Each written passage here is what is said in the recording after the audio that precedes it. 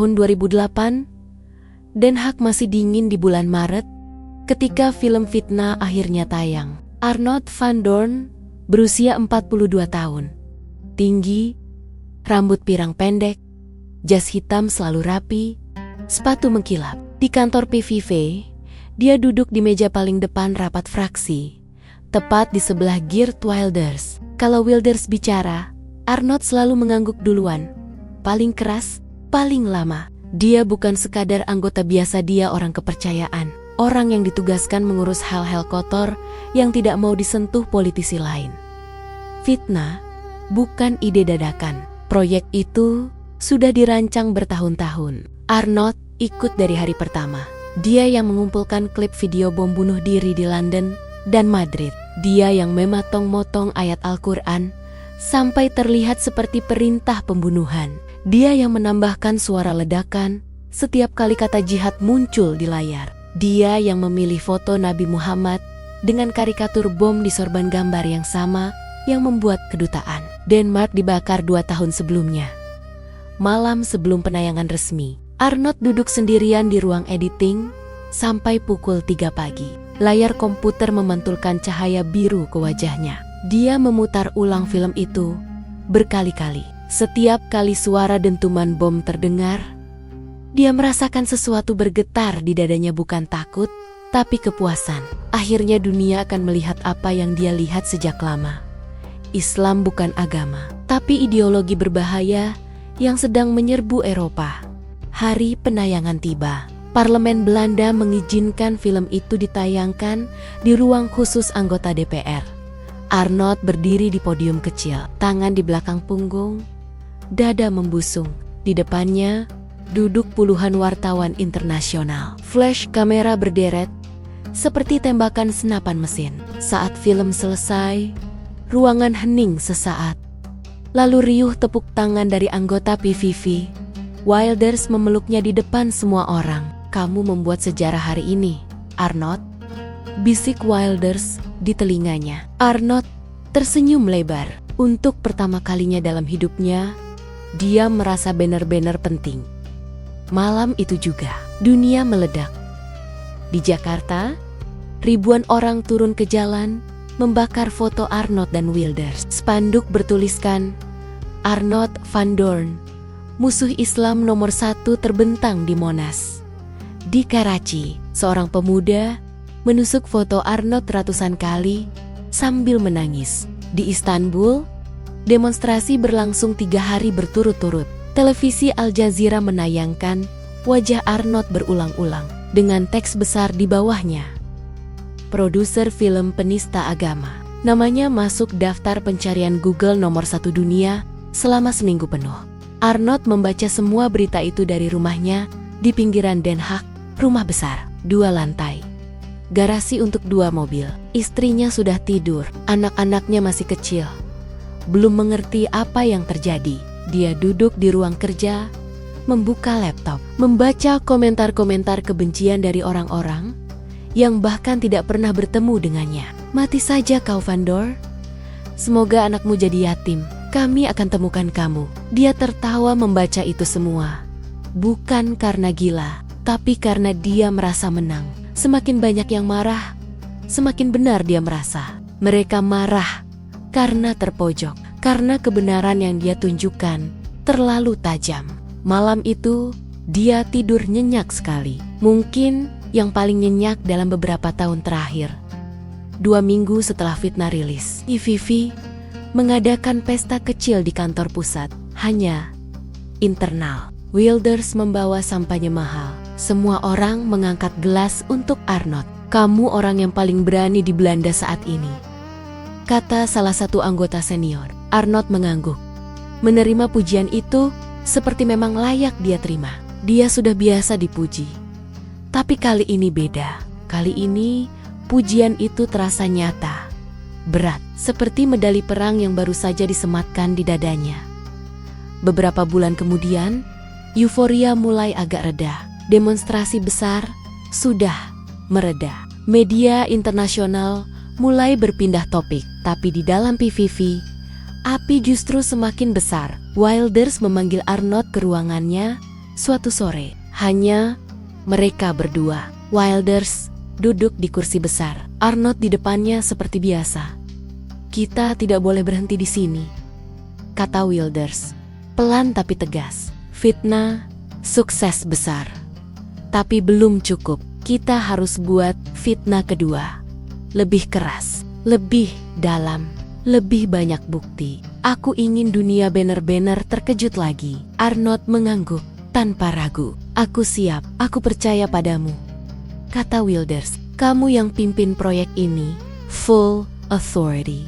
Cari apa saja yang bisa kita pakai. Al-Quran, hadis, sejarah, apapun. Kita harus buktikan sekali untuk selamanya bahwa Muhammad itu bukan nabi damai, tapi pembawa perang." Arnold pulang malam itu dengan perasaan baru. Bukan lagi euforia, tapi sesuatu yang lebih dalam. Misi, dia merasa seperti tentara yang baru saja diberi perintah langsung dari jenderal tertinggi. Malam itu, dia tidak bisa tidur. Dia duduk di ruang kerjanya lagi, membuka Al-Quran, terjemahan Belanda yang sudah dia beli khusus untuk proyek ini. Buku tebal, sampul hitam. Dia mulai membaca dari awal.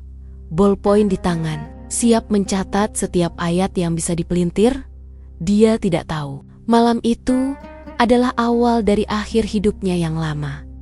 Dan juga awal dari hidup yang benar-benar baru, yang saat itu bahkan tak pernah terlintas di benaknya sedikit pun. Tahun 2012 berjalan lambat bagi Arnold van Doorn.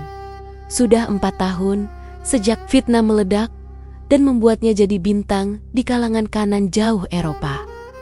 PVV semakin kuat di parlemen. Wilders semakin sering muncul di TV internasional. Tapi Arnold merasa ada yang kosong. Kemenangan itu terasa hambar. Setiap kali ada pemilu lokal, PVV menang lagi, tapi sorak-sorainya terdengar sama saja. Dia butuh sesuatu yang lebih besar, dan Wilders memberinya itu. Fitnah 2. Arnold mulai bekerja sendirian. Dia tidak mau tim besar, terlalu banyak mulut. Dia beli buku-buku baru, terjemahan Al-Quran yang lebih lengkap, beberapa jilid Sahih Bukhari, dan Muslim dalam bahasa Inggris. Buku sejarah Islam karangan orientalis barat yang paling keras orang-orang yang menyebut Muhammad sebagai penakluk berdarah, bukan nabi. Dia susun semua di meja kerjanya di rumah. Meja kayu besar di ruang lantai 2 yang menghadap taman belakang. Lampu meja kuning tua, satu-satunya cahaya di rumah setelah pukul 10 malam. Malam pertama, dia membuka Al-Quran dengan perasaan biasa saja. Dia sudah tahu apa yang dicari.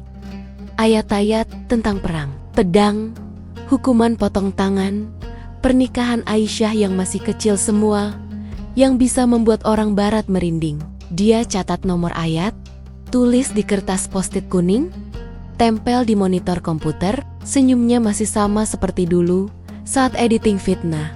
Sinis, percaya diri, merasa lebih pintar dari miliaran orang yang percaya buku itu suci itu. Minggu pertama berlalu cepat. Dia menemukan banyak bahan. Ayat-ayat Madinah yang keras, hadis tentang hukuman bagi murtad, kisah-kisah penaklukan Arab. Dia ketik naskah kasar Fitnah 2 di laptopnya. Judul sementara, Fitnah 2, The Sword of Islam. Dia bayangkan film ini akan lebih pendiam, lebih dingin, lebih ilmiah, bukan sekadar ledakan dan darah, tapi argumen logis yang akan membuat profesor universitas pun mengangguk setuju. Dia tidur nyenyak setiap malam. Misinya jelas. Tapi mulai minggu ketiga, ada yang berubah pelan. Awalnya kecil sekali. Saat membaca surah Al-Anfal, dia menemukan ayat tentang perang Badar. Dia sudah tahu ceritanya. Muslim menang, meski jumlahnya sedikit. Dulu dia anggap itu cuma propaganda, tapi kali ini dia baca konteksnya lebih dalam. Bukan cuma ayatnya, tapi penjelasan di catatan kaki. Ternyata Muslim saat itu benar-benar dalam posisi bertahan. Mereka dianiaya bertahan-tahan di Mekah. Baru kemudian hijrah dan akhirnya terpaksa bertempur. Arnold mengernyit. Dia tutup buku itu sebentar, buka lagi, baca ulang. Ini beda dari yang aku kira, gumamnya dalam hati. Tapi dia cepat singkirkan pikiran itu. Mereka tetap menyerang di akhirnya, katanya pada diri sendiri. Dia lanjut mencatat. Malam demi malam jadi rutinitas tetap. Istrinya sudah terbiasa. Setelah anak-anak tidur, dia naik ke lantai 2, kunci pintu ruang kerja dari dalam, matikan ponsel. Hanya dia, buku-buku itu, dan segelas kopi hitam yang selalu dingin sebelum habis. Rumah sunyi. Di luar jendela, Den Haag dingin dan basah khas musim gugur. Kadang hujan gerimis berjam-jam. Suara tetesan air di atap seng jadi backsound tetap malam-malamnya.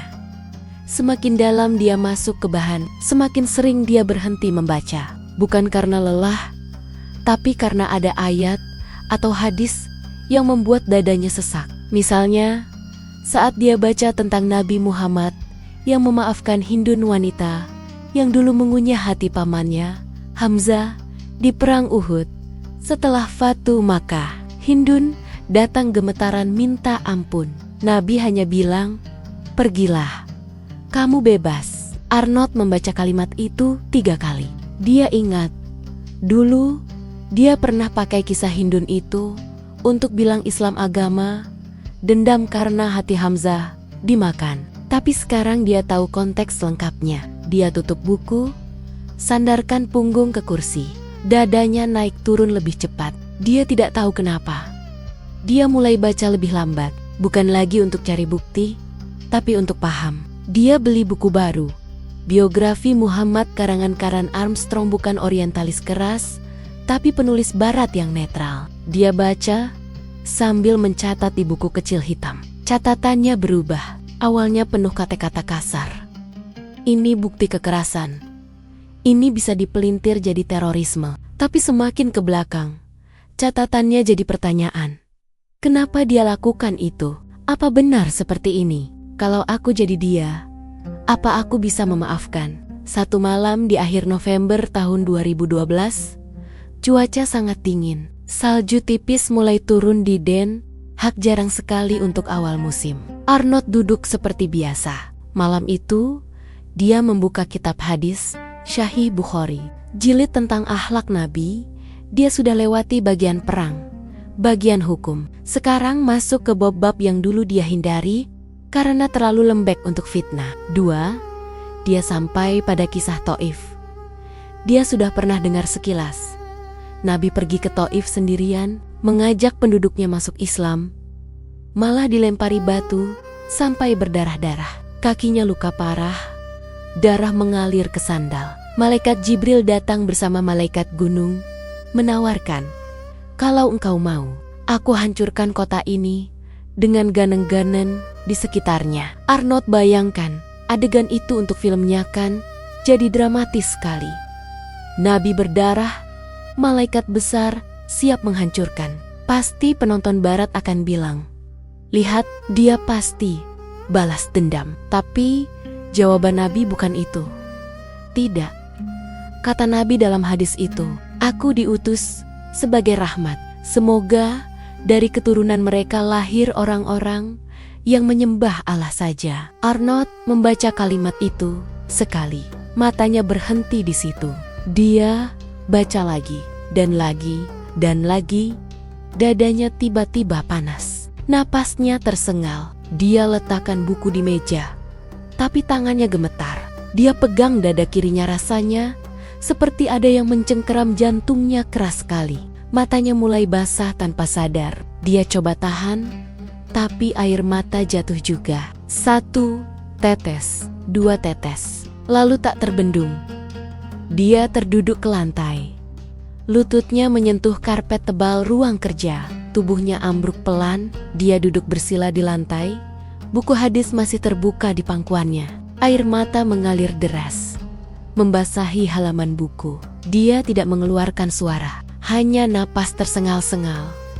Bahunya naik turun cepat. Dia pegang dada lebih kuat, seperti takut jantungnya loncat keluar Gambar demi gambar muncul di kepalanya.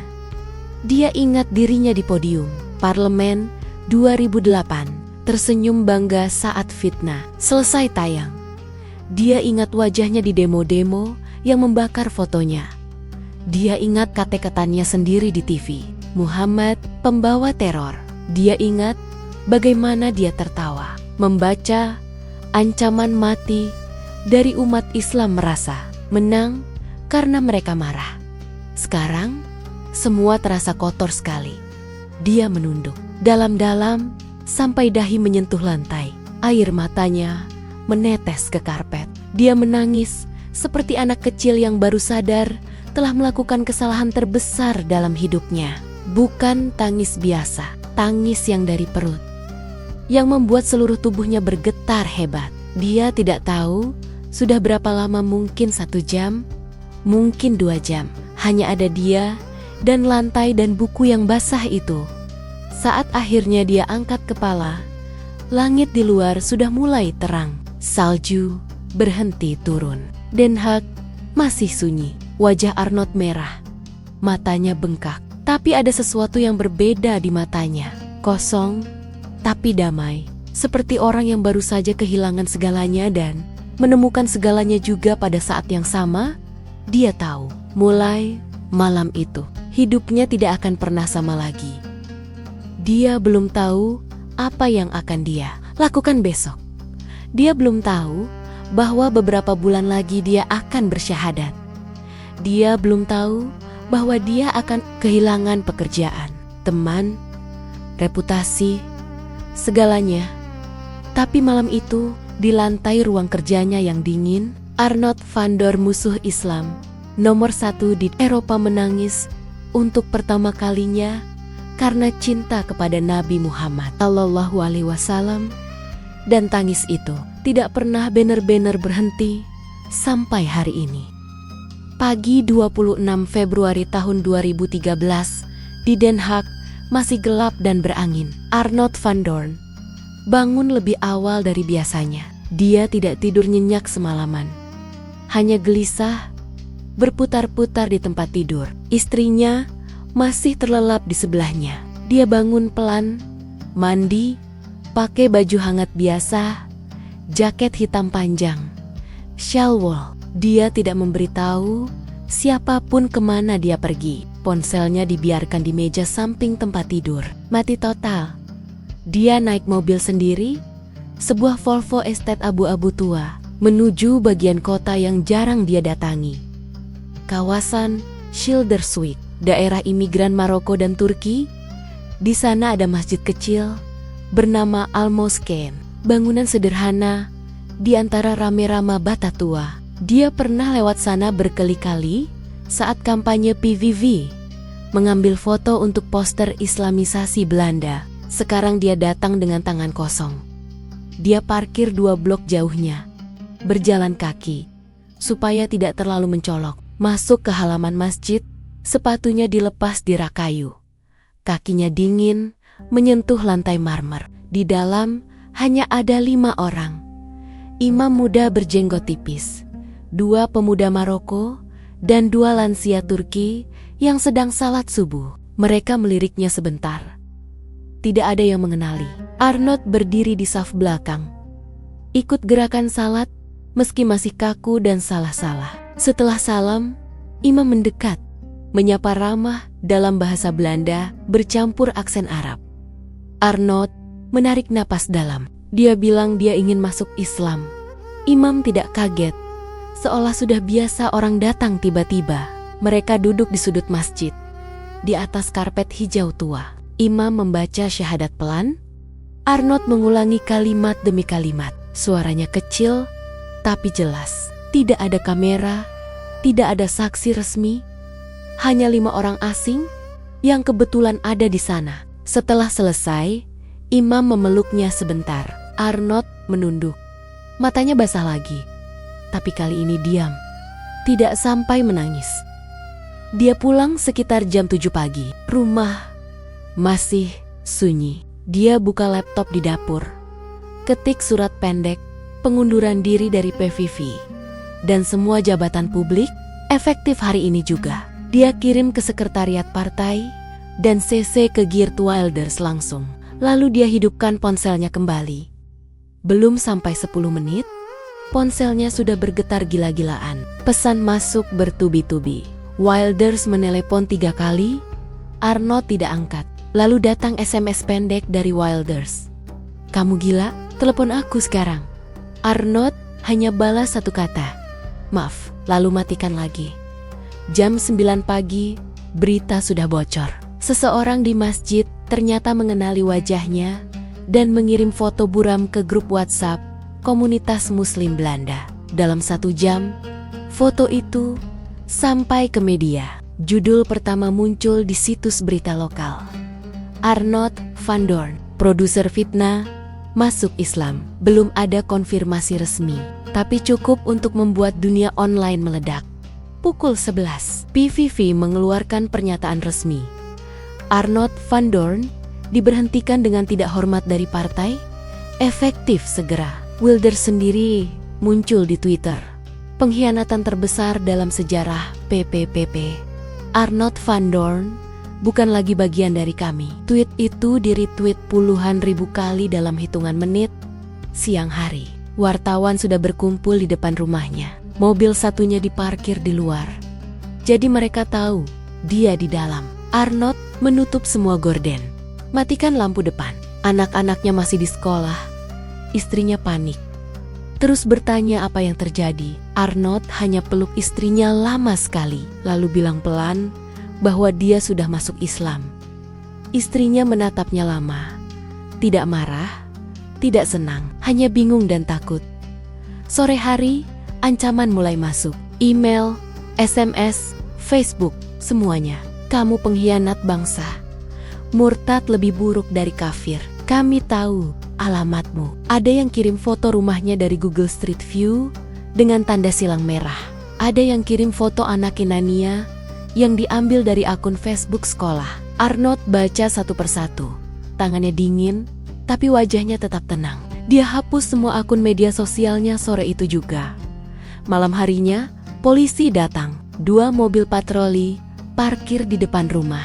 Mereka bilang ada ancaman kredibel dari kelompok ekstrem kanan Belanda dan juga dari luar negeri. Mulai malam itu, rumah Arnold dijaga 24 jam. Lampu sorot polisi menyala, terang sepanjang malam, membuat suasana seperti penjara. 2 hari berikutnya, terasa seperti mimpi buruk yang lambat. Teman-teman lama di PPP menghilang satu persatu. Nomor telepon diblokir. Pesan tidak dibalas. Beberapa malah kirim pesan terakhir, penuh makian.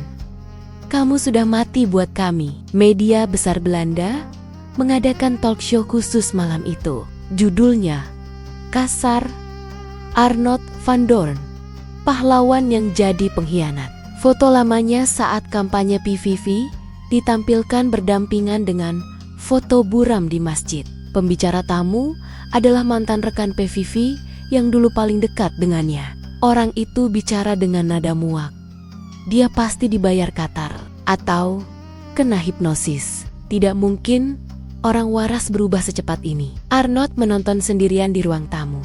Volume kecil, istrinya sudah tidur lebih awal karena stres. Anak-anak dilarang menyalakan TV.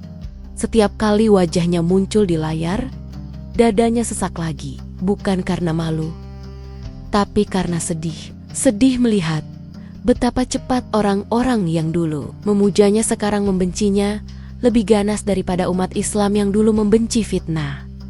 Hari kelima, surat ancaman fisik datang lewat pos. Amplop putih biasa, tanpa alamat pengirim. Di dalamnya hanya foto Arnold yang diambil dari jauh. Sedang masuk mobil dengan lingkaran merah di kepalanya. Dan tulisan tangan, "Kamu berikutnya." Polisi langsung ambil sidik jari, tingkatkan penjagaan. Arnold mulai tidur di kamar anak bungsunya karena kamar utama terlalu dekat jendela. Dia hampir tidak keluar rumah selama 2 minggu. Belanja dilakukan polisi atau tetangga muslim yang tiba-tiba datang menawarkan bantuan. Mereka datang diam-diam, membawa makanan, sayuran, susu, Tanpa banyak bicara, Arnold menerima dengan rasa malu yang dalam. Dia yang dulu paling benci orang-orang ini, sekarang dilindungi oleh mereka. Malam-malam tetap berat. Dia sering duduk sendirian di ruang kerja lantai 2, lampu redup, buka Al-Quran yang sama yang dulu membuatnya menangis. Sekarang dia baca dengan cara berbeda. Bukan lagi mencari celah, tapi mencari ketenangan. Kadang dia salat sendirian di sana. Sujud lama sekali sampai dahi terasa panas. Setelah salat, dia hanya duduk bersandar ke dinding, menatap kosong. Merasa ringan sekaligus berat. Dia tahu harga yang harus dibayar masih panjang. Karier politiknya sudah mati total. Tabungannya akan habis dalam beberapa bulan kalau tidak dapat pekerjaan baru. Teman tidak ada lagi. Nama baiknya hancur di mata masyarakat Belanda umum. Tapi setiap kali dia hampir goyah, dia ingat malam di Taif itu. Ingat Nabi yang berdarah-darah, tapi masih berdoa untuk orang-orang yang melukainya. Dan itu cukup untuk membuatnya bertahan di tengah badai yang paling ganas dalam hidupnya. Arnold van Doorn justru merasa paling damai yang pernah dia rasakan. Dia kehilangan segalanya dalam hitungan hari, tapi dia menemukan satu hal yang tidak bisa diambil siapapun. Keyakinan barunya, dan itu baru permulaan. Beberapa bulan setelah syahadat, Arnold van Doorn akhirnya memutuskan pergi umrah. Mei tahun 2013. Dia sudah tidak punya pekerjaan tetap, tabungan mulai menipis, tapi dia tidak peduli. Dia hanya tahu satu hal, dia harus ke Madinah secepat mungkin. Sejak malam Taif itu, gambar Nabi Muhammad tidak pernah hilang dari pikirannya. Bukan gambar karikatur bom di sorban yang dulu dia sebarkan, tapi wajah manusia yang penuh kasih sayang meski sedang disakiti. Dia harus ke sana, harus minta maaf langsung. Dia berangkat sendirian.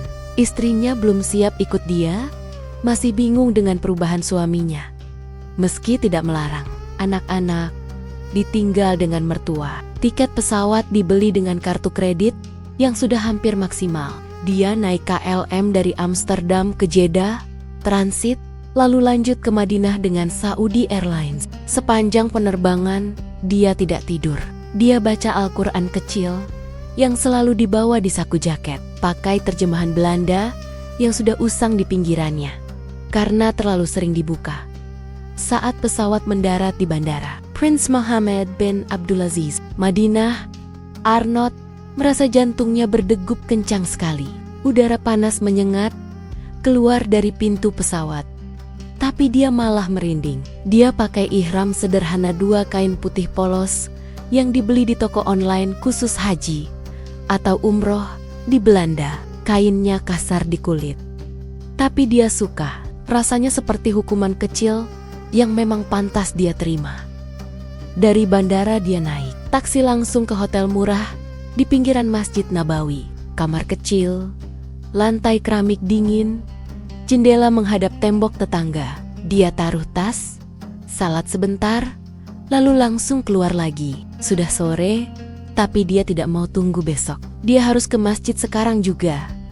Jalan kaki dari hotel ke gerbang masjid hanya 10 menit. Tapi bagi Arnold, terasa berjam-jam. Kakinya berat, napasnya pendek. Dia lewati pasar kecil, bau kopi Arab dan kurma panggang. Suara azan asar menggema dari segala arah. Orang-orang di sekitarnya berjalan biasa saja. Tapi Arnold merasa seperti orang asing paling mencolok di dunia ini. Kulitnya putih pucat khas Eropa Utara. Rambut pirang pendek. Matanya biru. Dia tahu banyak yang meliriknya. Beberapa mungkin mengenali wajahnya dari berita. Tapi tidak ada yang menyapa sinis. Hanya senyum kecil dari beberapa jamaah Pakistan dan Turki. Dia masuk dari gerbang King Fahd. Lepas sepatu, taruh di rak plastik nomor ke-47, lantai marmer masjid dingin di telapak kakinya. Masjid Nabawi sore itu ramai, tapi tidak terlalu penuh. Musim umrah belum puncak. Dia berjalan pelan, melewati payung-payung besar yang masih tertutup, menuju area Raudah. Dia sudah baca di internet, Raudah adalah taman surga, tempat antara mimbar dan makam Nabi. Harus antre, terutama untuk laki-laki. Antrean sudah panjang, ratusan orang berbaris rapi. Dijaga petugas berpakaian putih hijau. Arnold ikut di ujung barisan. Dia berdiri hampir 1 jam. Tapi tidak terasa, pikirannya penuh. Dia ingat kembali fitnah.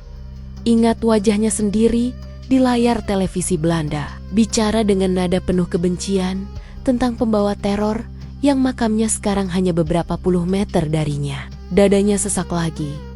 Tapi kali ini bukan sesak takut, sesak rindu yang menyakitkan. Akhirnya, gilirannya tiba. Petugas membuka tali pembatas.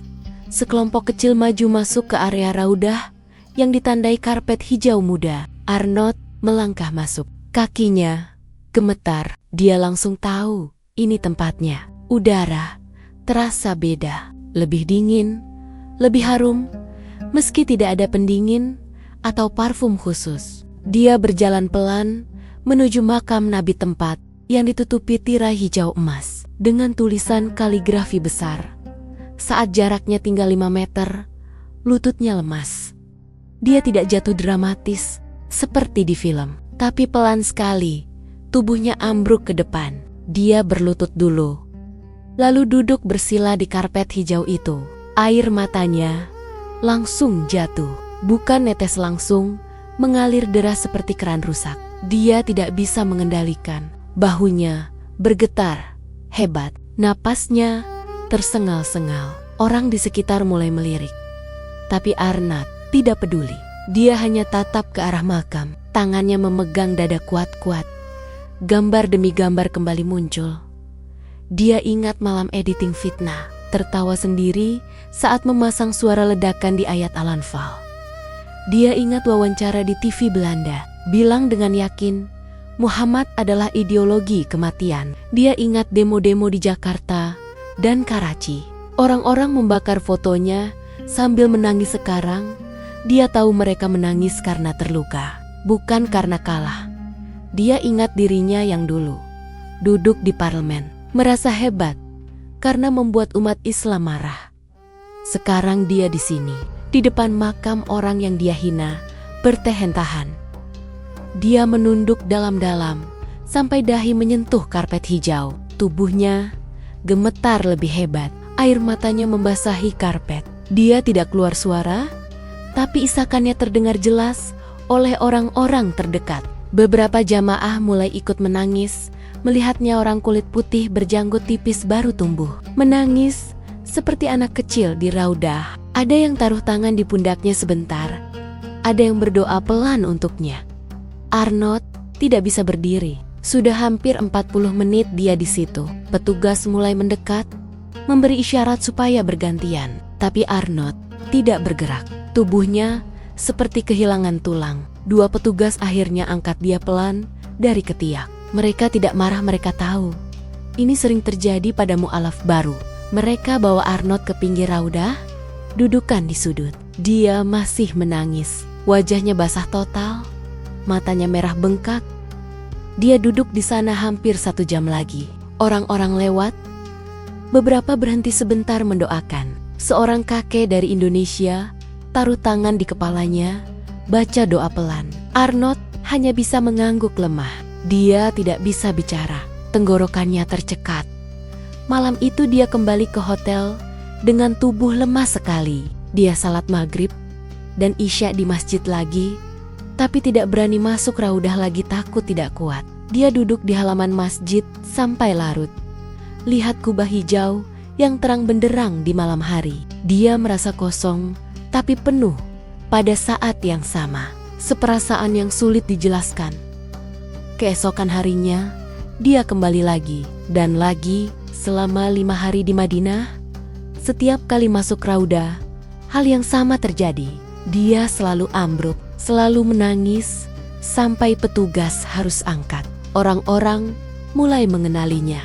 Ada yang foto diam-diam dari jauh. Beberapa hari kemudian, video buram dia menangis di raudah sudah beredar di YouTube Arab dan Indonesia. Judulnya kasar.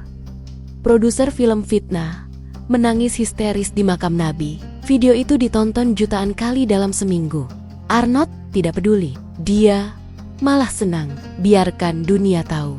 Biarkan mereka lihat betapa hinanya dia dulu. Dan betapa besar rahmat yang dia terima sekarang.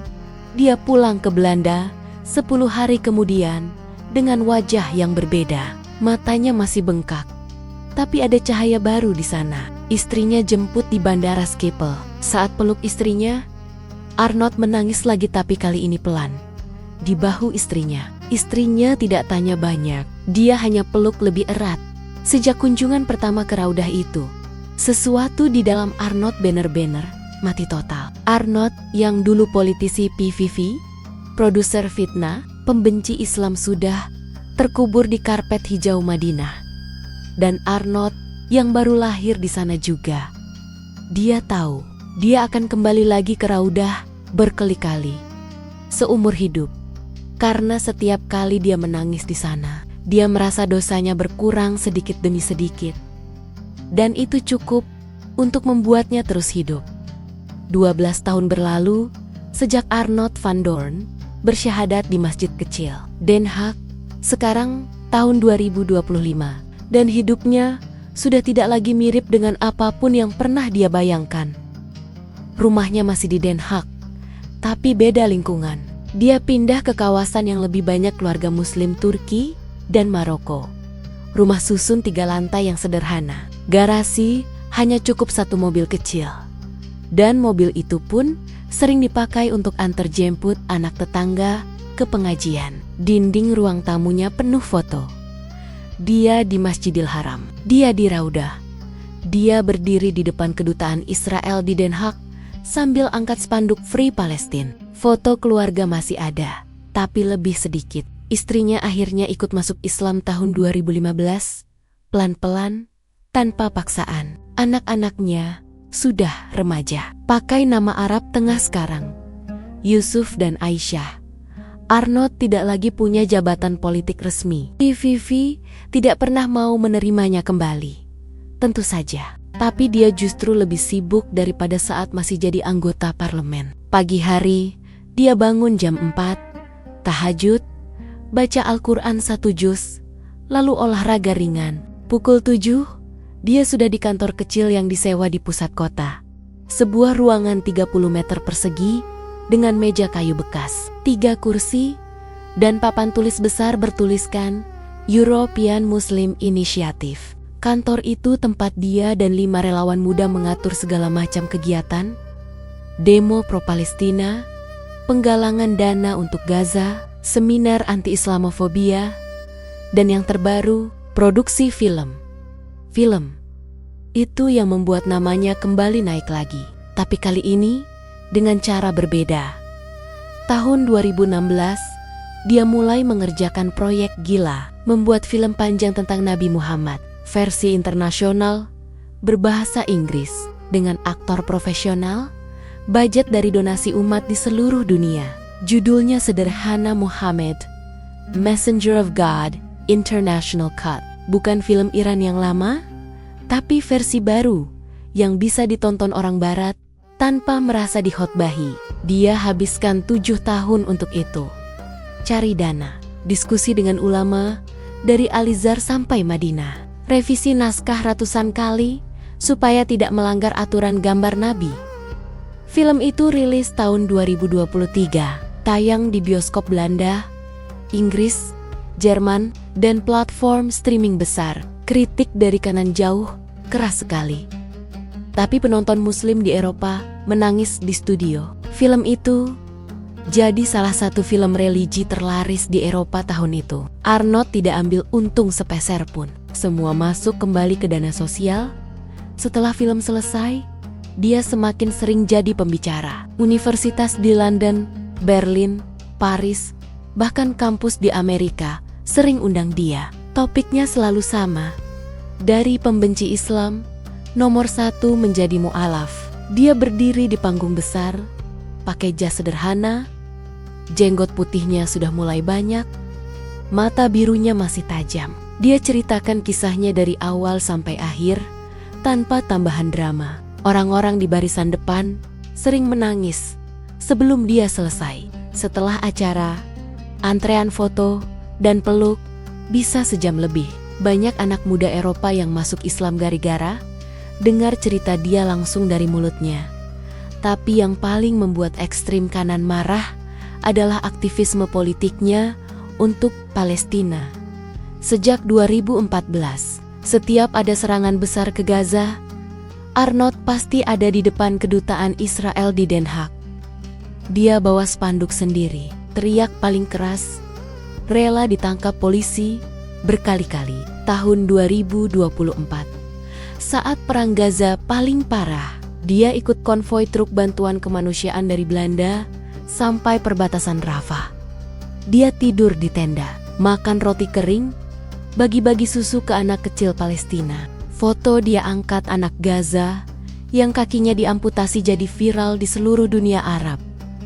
Media Belanda marah besar, bilang dia propagandis Hamas. Arnold cuma jawab pendek di Twitter, "Saya dulu bikin film yang bikin umat Islam menangis. Sekarang saya bantu mereka yang menangis karena bom. Itu namanya adil." Hampir setiap tahun dia umrah atau haji. Tiket selalu dari donasi orang-orang yang terharu dengan kisahnya. Setiap kali masuk Raudah, hal yang sama terjadi. Dia ambruk, menangis, sampai petugas harus angkat. Video-video itu masih viral sampai sekarang. Tahun 2025 ini, saat haji, ada rekaman baru. Arnold di depan Ka'bah, sujud lama sekali, tangannya memukul-mukul dada. Bibirnya bergerak pelan. Orang-orang di sekitar tahu dia bilang apa. Karena setiap tahun sama. "Ya Allah, aku dulu paling hina terhadap Rasulmu. Maafkan aku." Media barat sudah capek menyerangnya. Mereka coba cari skandal, korupsi, kekerasan rumah tangga, apa saja. Tidak pernah ketemu. Hidup Arnold terlalu bersih sekarang. Dia tidak punya rumah mewah, tidak punya mobil mahal, tidak punya tabungan besar. Uang dari ceramah dan royalti film selalu langsung disalurkan ke Gaza, Suriah, atau anak yatim di Belanda. Polisi sudah tidak lagi jaga rumahnya 24 jam. Ancaman masih ada, tapi sudah jarang. Orang-orang ekstrem kanan tahu menyerang Arnold. Sekarang malah bikin dia tambah terkenal di kalangan Muslim. Pada suatu sore, di akhir Oktober tahun 2025, Arnold duduk sendirian di ruang kerjanya yang lama. Tempat dia dulu menangis pertama kali membaca kisah Thaif. Meja masih sama, lampu masih sama, hanya buku-bukunya sekarang semua tentang tafsir dan sirah. Dia buka laptop, lihat email undangan baru. Parlemen Eropa di Brussels mau undang. Dia bicara tentang integrasi Muslim dan melawan Islamofobia. Dia tersenyum kecil, ketik balasan dengan senang hati. Malam itu, dia salat Isya di masjid dekat rumah.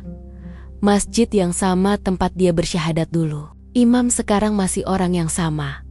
Sudah tua, jenggotnya putih semua. Setelah salat, imam peluk dia lama sekali di depan shaf. Jamaah muda pada minta foto. Arnold melayani satu persatu, tersenyum lebar. Mata birunya berbinar.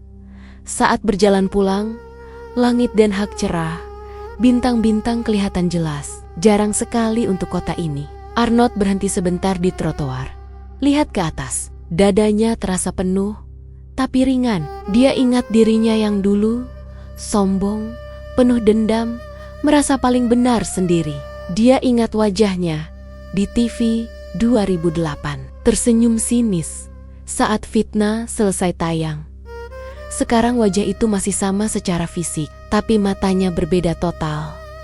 Dia tarik napas dalam, hembuskan pelan. Lalu dia jalan lagi ke rumah. Langkahnya biasa saja, tapi ada orang yang lewat dan salam dari jauh. Dia balas dengan suara lembut, "Waalaikumsalam warahmatullah." Di dalam hatinya hanya ada satu kalimat yang berulang terus sejak 2012. Allah memang maha pembolak-balik hati. Dan Arnold van Doorn, mantan musuh Islam nomor 1 di Eropa, sekarang jadi hamba termiskin yang paling bahagia di antara umat Muhammad Sallallahu Alaihi Wasallam.